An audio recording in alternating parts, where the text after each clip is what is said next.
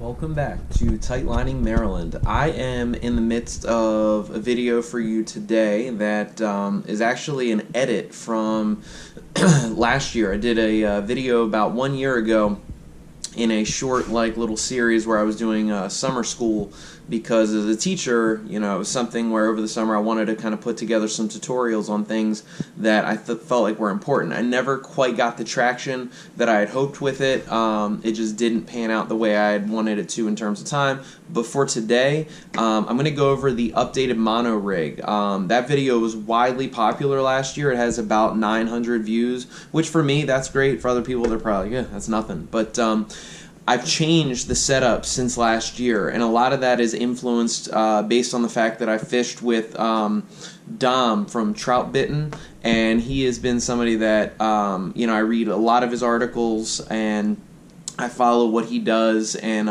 with all of that said, today the video is just simply going to be about what does that new setup look like and how can you basically make one. So I'm not only going to teach a little bit about that today, but also I'm going to tie up the 500 subscriber giveaway. That winner, Alan, I'm going to tie up his mono rig in this video. So hope you enjoy, hope you learn something, and thanks for tuning back in to Tightlining Maryland. So I just want to quickly go over the setup of all of the things that I use here, and the first thing that I use is a Maxima Chameleon 20-pound line, and then the second thing I use is a 12-pound Maxima Chameleon line.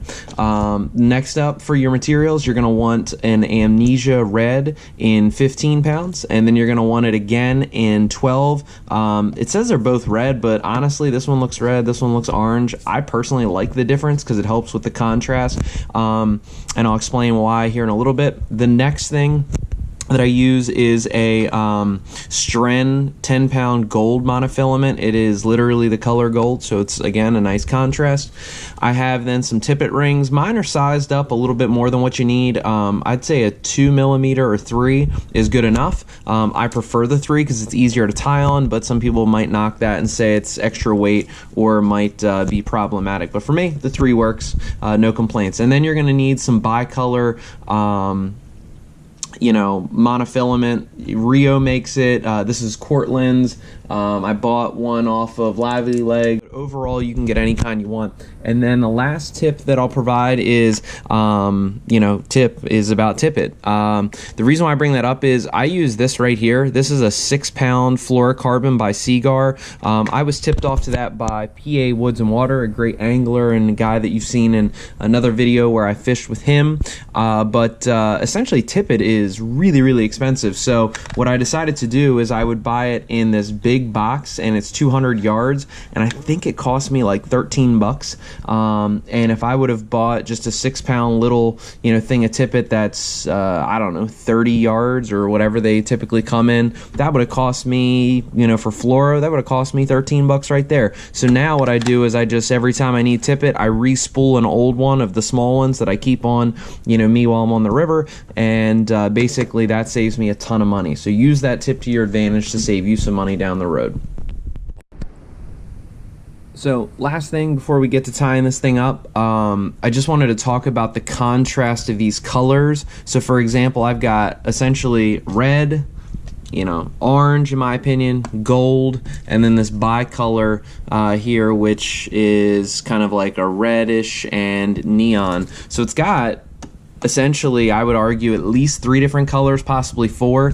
And the reason why I really, really like that, and it's super critical for this when you're tight line nymphing, is it provides a contrast. No matter if it's cloudy, if it's sunny, your eyes are going to pick up on one of those colors, and you're immediately going to be able to follow what's going on subsurface. So, it's great to have this monofilament so that you don't need any real fly line, but I would say the most important components of this are going to be, these 3 or 4 things, right there, because again, this is a very visual thing. Yes, you can feel the take, but honestly, if you feel the take, it's probably too late. What you're really doing is you're paying attention to, sight fishing with this red, orange, and gold, and when your eyes follow these 3 things in the water, and you've got that nice sag in your line, anytime that sag starts to straighten out and tighten up, you got to set the hook. Or anytime that you notice that, you know, your line's going and then it starts to just pause, you got to set the hook. You know, if you're waiting for the take so that you can feel it, by then the fish is probably already taken it and going to spit it back out. So when it comes to tight line nymphing, always make sure that you've got, you know, these components so that you can really visually watch what's going on. That's going to be really important. The last couple things that I just wanted to talk about before we get to tying is I've already gone over the materials here, so everything is already covered in all of that. And just to quickly talk about the general setup, because I think it's pretty highly critical, and you are welcome to go over to troutbitten.com. Great website, as I've mentioned before, but the reason why I need to bring up that is because on their website, essentially, you're going to find the same general setup. And you know, you're going to start with 24 feet, and I put a little note there, yeah, that's really long. I've had people comment in the videos, it doesn't look like you're using any fly line. You know, you're absolutely right, I'm not using any fly line. Quite frankly, fly line is useless on the setup because you rarely ever have any of it out. I'm yet to, which is probably an embarrassment to say this, but I'm yet to have a fish kind of peel me out further than this monofilament. So the fly line on the reel is honestly just a placeholder. You know, I don't really need it per se when it comes to this setup. So anyway, back to the point is I'm using 24 feet. That's really long for a leader system. Honestly, in some states it would be illegal for competition and might even be illegal in their overall guidelines. So you got to be careful about checking where you use that, and if so, you might have to shorten it to adapt and make sure that, you know, you're within the state you know, agreements for whenever you buy a fishing license. But we're going to use 24 feet of the 20-pound Maxima Chameleon. I'm then going to blood knot that, and with that blood knot, I'm going to tie it into the 12-pound, and that's only going to be 2 feet. So 26 feet of this entire setup is going to be basically the monofilament from Maxima Chameleon. It makes up the vast majority. From there, I'm going to tie on a tippet ring. And with that tippet ring, I'm going to then put on my first bit of the amnesia line, and that's going to be the 15-pound that we talked about up here. After that, I'm going to blood knot that into this 12-pound. So I'm going 15 into 12, and from there, I'm going to blood knot that into the stren right up here, and I'm going to, you know, have these three colors all blood knotted together. Next up, after I've done the stren, I'm going to blood knot one last time, and I'm going to use that Cortland you know, bicolor material that, again, you're welcome to get Rio. Theirs is really good. I have some of that as well, but we're going to put that here. Once I've got all of my colored line from the 15, 12, 10, and all the way down to my two-tone tippet, I'm going to use one more tippet ring. So the tippet rings are right off of the Maxima Chameleon, and then after I've tied in all of my colored line, I'm going to put one more tippet ring at the end. And that basically ends the leader system, and from there, I'm just using tippet. And just to give a couple quick pointers for that way I can, you know, again, provide some advice. I do 3 different types of fishing with this rig, and that allows me not to buy a whole bunch of different rods. I don't have to have a whole bunch of different leaders. I don't have to buy them pre-packaged. I don't have to do a lot of things, and that's why I use this setup. I really just don't want to you know, be spending a lot of money. I want to make this something that I've tailored, and I've also been conscious of keeping on the price. So anyway, I'm going to use a double nymph rig or dry dropper, and that's when I'm going to use the Seagar 6-pound, which I believe is 3X. Feel free to correct me if I'm wrong, but it's either 3 or 4X. I know that because I looked it up online before I bought it because I wanted to make sure I had the right thing. But I prefer 3 or 4X fluorocarbon whenever I'm doing a double nymph rig or dry dropper. The reason why is it's got a little bit less, I guess, you know, ability to break off on me whenever I get into a larger fish.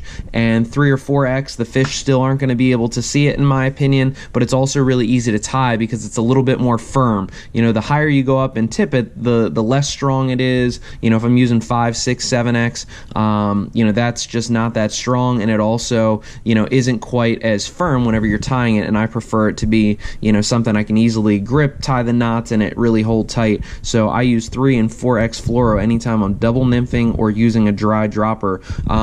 With my tippet, it depends upon the depth. If I'm, you know, fishing my usual 2 to 4 feet of water, then I'm probably using 3 to 6 feet of tippet, because I usually, rough system, I'll go 1.5 the depth of tippet from the time that I come from here all the way to my point fly wherever it ends. The last thing is for streamer fishing, I will change it up, and I do keep a small spool on me because the majority of my fishing, I would argue 90% or more, because that's about the percentage that fish eat subsurface. I'm going to have a nymph of some kind, whether it's double nymph or dry dropper with a nymph below, and you know, maybe 10% of the time I'm going to streamer fish if I see a deep run, or if the conditions are just right after some rain, or it's cloudy and I just like what I see. I'm going to use 0 or 1x fluorocarbon for that. So that explains the materials, the setup, and which tippet do I use, and now it's just time to tie. So hope you enjoy. Alright everybody, I'm going to tie up this mono rig for Alan, and I just need to get, you know, I got everything out and ready to go. Now I just got to take care of business. So I'm going to take about, as I said, 20 to 22 feet of this 20 pound. So there's 1, 2, 3, 4, and one more strip, 5, and I always take a little extra just because I know I'm going to lose a little bit while I'm trying to blood knot this. Only cut off my first strand. Alright, so that's our first piece, the Maxima 20 pound chameleon, and I've got about 20 feet here, 5 desk lengths of this 4-foot section, so I got about 20, maybe 21 feet. Alright, next piece. I'm going to leave the 20 pound right here. Next is going to be the 12 pound. I don't really need much of this, so it's going to be a real quick, you know, grab and go. So let's get this one out. I only need about 2 feet, but we'll take a little bit extra, just again because of the blood knot. I think I'll take about 3. That way I can overlap and have a clean tie from one to the other without worrying about losing a whole lot. So let's take our 20 foot and let's tie it up. Alright, so I'm not going to do a tutorial on blood knots, but I'm going to do one real quick. You'll see it tied in, you know, kind of like a fast-forwarded motion, but I've got my 20 pound and I've got my 12 pound ready to go, so let me take care of this.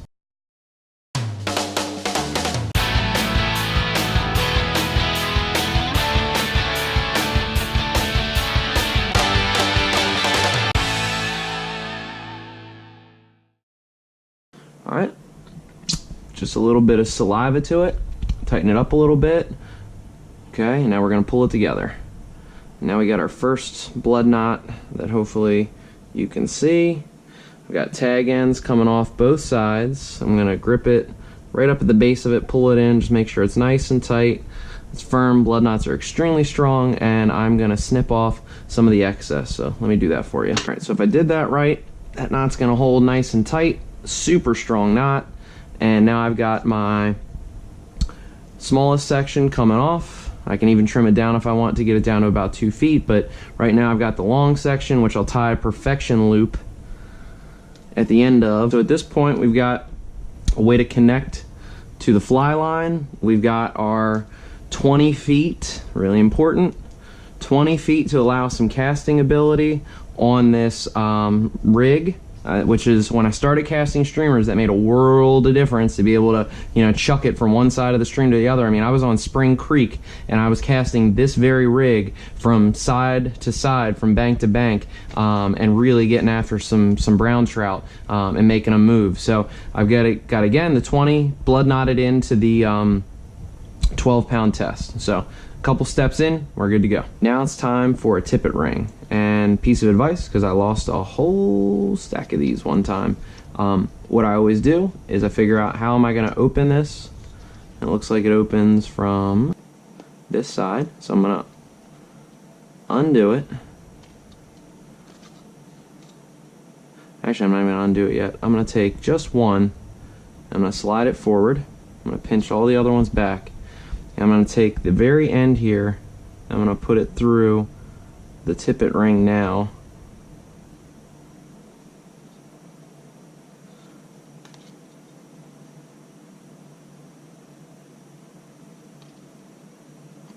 Alright, so I'm already connected. I've put it through there while it's still on the tippet ring holder. I've already threaded it through and I put it on the highest one closest to the clasp, and I'm going to tie it in from here to add this to the end of my rig, which is technically attached to the 12-pound Maxima Chameleon. I'm just going to do a couple light wraps around. Usually do about 3 or so. Bring it through. Again, not a knot tutorial. A little bit of saliva, as we said, goes a long way. Gonna get this knot nice and tight. Bring it down.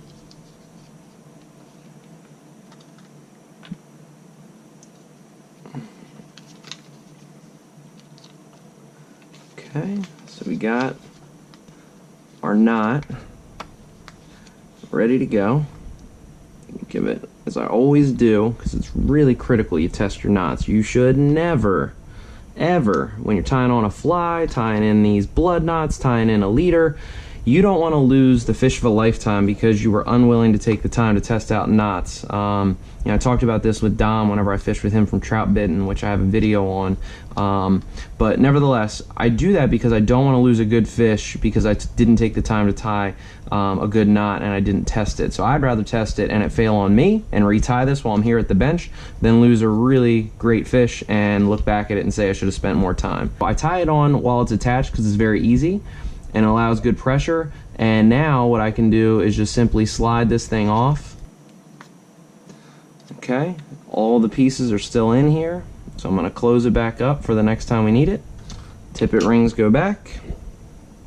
Now I've got my tippet ring attached and I can snip off the excess.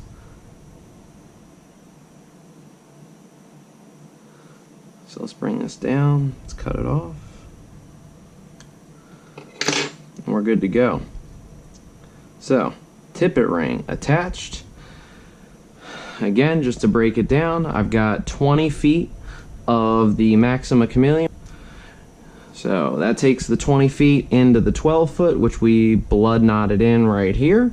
And then at the end, I've now got my tippet ring. So that's the majority of this leader system and probably one of the most important for the different castability and reach factors to get out on a stream. So I've got my tippet ring attached, and with that said, now what I'm going to do is I'm going to take some of my amnesia and I'm going to take about 6 inches, then 8 inches, then 10 inches of each, and I'm going to blood knot all 3 sections together before I add in the very final component, which is going to be 20 inches of this Cortland monofilament bicolor. So I've got 1, 2, 3, 4 things that I'm about to blood knot into each other, 4 knots each, one into the next, and then the last piece that I'm going to do is I'm going to add 1 more tippet ring. So I'm going to go cider material, 4 pieces of each all the way down, or I should say 4 total pieces, 1 of each, all the way down, blood knotted into one another, and then a tippet ring, and that concludes our little tutorial here on the mono rig. So let me cut this up and let me get it you know, to about what I need it to be before we start blood knotting,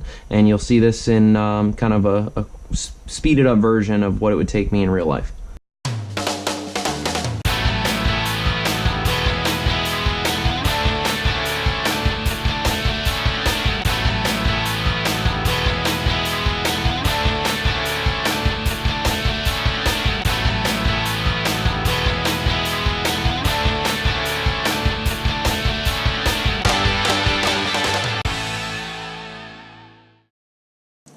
Alright, so we've got our first 2 pieces tied in together. I'm going to leave it here just like that.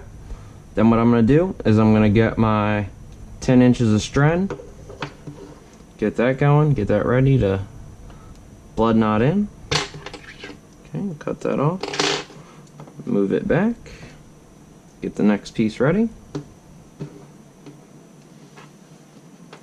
Alright, so let's overlap. Ready to go.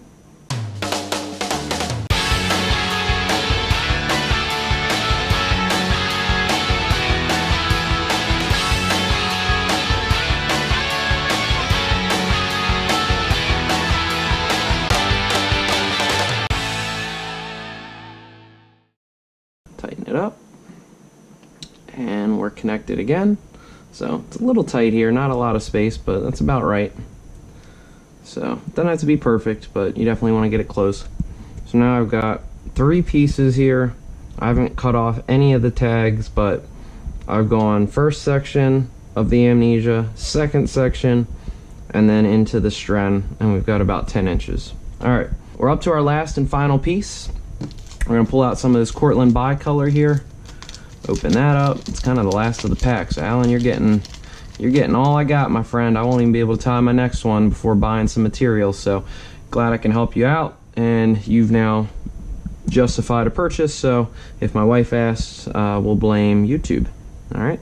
So the reason why the bicolor is nice is that it's got a little bit of red, it's got the yellow, it's got a little bit of the red. So I'm going to cut off, I'm probably not even going to cut off, I'm just going to use all of it since, you know, Alan's getting it and we need to kind of get rid of what's left anyway. So we're going to take the yellow strand and the red and overlap it. That way we get that nice contrasting color. Again, that's really critical for this rig because it helps you to read what's going on with your rig below the water. So we're going to blood knot this thing in. Let me speed it up for you.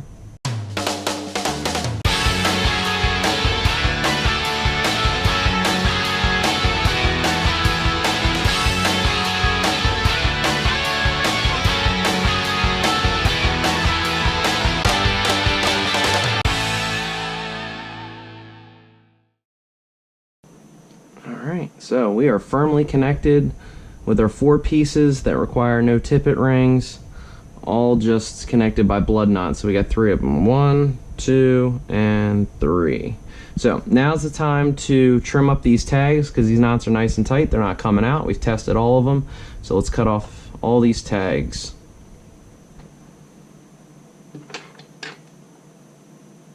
You can cut them right up to the base. And that's really important to cut them off at the base so that you can cast a little bit more freely and not get caught up in the eyes or the guides of your rod. So I'm going to cut them nice and tight. Okay, time to cut the next ones. Now as I'm cutting this last tag, I will say some people like to leave the tags on for just visible or visibility's sake. So I have seen, especially when I watch one of the videos that I really like with modern nymphing, they will have some of the pieces coming off of their you know, tags. They'll allow it to kind of be visible. I personally don't like that, and I don't like the way it casts in my rig, but you know, to each their own. Just want to test these knots one more time for Alan. The last thing I need is him losing a fish because of my negligence. But Alan, it looks like we are good. So I've got my 4 pieces. I'm going to trim it up just a little bit. I've got it a little bit long, like I said, from the jump, so we're going to trim it right about here. Alright, so the last thing I've got to do is I've just got to reconnect with that little trick that I talked about earlier. I've got to reconnect the last tippet ring. So I'm going to get that out and ready. So we're tied on. Let's get it up to the clasp and off. Hopefully that little trick helps you out whenever it's time for you to create your own, or if you're out on the stream, because I can say with great certainty I lost an entire thing of tippet rings due to just trying to do it off of that tippet ring. So let's cut this piece off and we are good to go.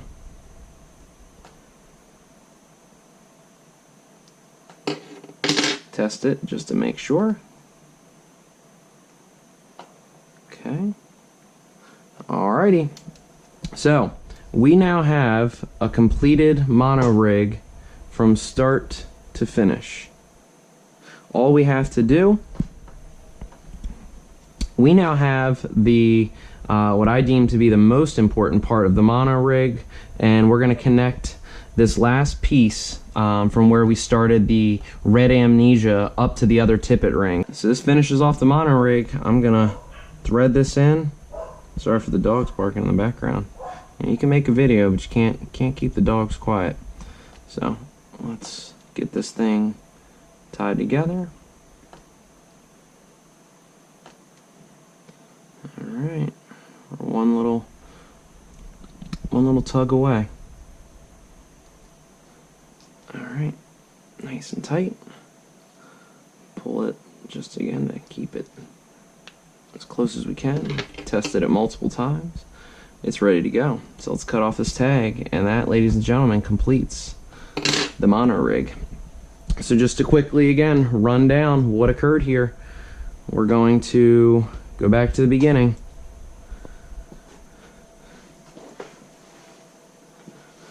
we've got about 20 feet of the Maxima Chameleon, and that is going to be tied in by blood knot into the second component, which is our 12 pound. Then we go about 2 feet of that. We tie that into a tippet ring, really important. We take a section of Amnesia Red, and again it's about 15 pounds if I'm not mistaken. Then we go into some of the Amnesia 12, we blood knot all those together. We get into the 10 pound stren, and we've got now about 12 inches or so of that. Typically it's a little bit longer, but for right now that's good enough. And then we take that, blood knot it into our bicolor, and ultimately into a tippet ring. So that allows me to go yellow to red, into yellow, into orange, into red. So that gives me about 3 to 4 different colors to look at as I'm tight lining, and I really find that to be advantageous. So now all Alan's got to do, or anybody, I keep saying Alan because he is the winner of the giveaway, but I've got this tippet ring. If I were out on a stream, I would take some of this Seagar fluorocarbon line, 6 pound. It's probably about 3x if I'm not mistaken, but you could do 3 or 4x, whatever you feel comfortable with, and you tie that on and you're ready to go. With that said, thanks for tuning back in to Tight Lining Maryland. I hope you got something out of this video. Best of luck to anybody that uses it to create their own leader. I can tell you now, as a person that's frugal and likes to save money, I've been using the same leader the entire year in 2019 since I tied it up, and I've been out basically once every week since the beginning of the year. So I highly encourage you, if you're looking for a new way to fish, stay in contact with your flies, feel the takes, see the takes, make it a really visual thing for you, as well as save you a little bit of money, and just try something out that is really, really effective and is going to put you on fish. Give this thing a try, and best of luck to you. Tight lines, and see you guys on the stream.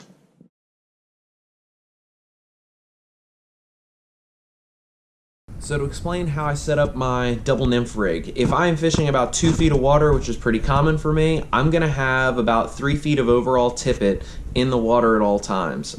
So what I'll do is I'll take 2 feet of tippet to start. I'm going to tie that directly onto my tippet ring, and then I'm going to cut off another about 18 inches of tippet, and then I'm going to double surgeon's knot those two together. The reason why I do that is because once I double surgeon's knot those two lines, I'm going to have a tag that comes off of it. And with that said, what I'm going to do is I'm going to tie one nymph off the tag of the piece that I tied in, and another nymph off the bottom. The key for me here is that I want, on this double nymph rig, I want my heaviest fly at the very bottom, and I want my lighter fly at the very top. The general thing that I do for me, which works well, is I'll put a size 12 at the bottom and a size 14 at the top. You can pick whatever flies you think are best for you, whatever one you think is going to match what the fish are eating, but for me, I usually use a hare's ear at the bottom and like a tungsten surveyor at the top, or vice versa. Those are my confidence go-to flies, and that's what I use for my double nymph rig. The second setup that I use is going to be my dry dropper. As we get into spring and summer, I really, really love using a dry dropper, especially on small streams. If I am fishing, a stream that's only, 10, 15, 20 feet wide, something that's a small to mid-range stream and it's just not very deep, I feel like the dry dropper system is an absolute knockout when it comes to catching fish in these small streams for wild trout. So what I'll do there is I'm actually going to flip-flop the way that I have the size of the fly. I mentioned in the double nymph rig that I'm going to go with a 12 on the bottom and a 14 up top. I'm going to do the opposite for this dry dropper. What I'm going to do is I'm going to put a nice big stimulator, something like a size 12, maybe even 10, depending upon how big a fish I think will take it. But I'm going to put that type of dry fly off of the tag, and then down the bottom I'm going to use a smaller fly, still a nymph like a hare's ear or a tungsten surveyor, whatever, again, you feel comfortable with, but I'm going to put that at the bottom. So I'll go the larger fly for the dry fly and the smaller fly at the bottom for my nymph. That way the nymph doesn't pull the dry fly under. You really need that balance to be right, because you don't want your dry fly, riding down in the film or down in just below the subsurface. Occasionally, yeah, that works, but I like it to be riding a little high. So that's how I use my dry dropper rig. The very last setup that I use for this mono rig is going to be a streamer setup, and that's something I just started fishing more recently. I just started purchasing, because I haven't learned how to tie them yet, but I just started purchasing some of these sculpin headbangers, as well as just other sculpin patterns. Some people use sex dungeons, some people use peanut envy, some people use gallops, tied streamers. There's all different kinds of things you can get into, and it's whatever works best for you that you're confident in. But just to quickly explain, I do change the tippet here. I no longer use the 3 or 4x whenever I'm streamer fishing, because whenever that fish hits, it's going to hit it like a tank, and you don't want it to basically break you off, because it's going to be an immediate surge of just pulling against the way that you're pulling versus you kind of setting the hook on a fish whenever you're nymphing or using a dry dropper. So with that said, I'm going to have probably, and again, this is not the 1x depth of the water. Here I'm just going to use maybe 5-6 feet of tippet. You really don't need a ton of tippet when streamer fishing. They are not going to be leader shy.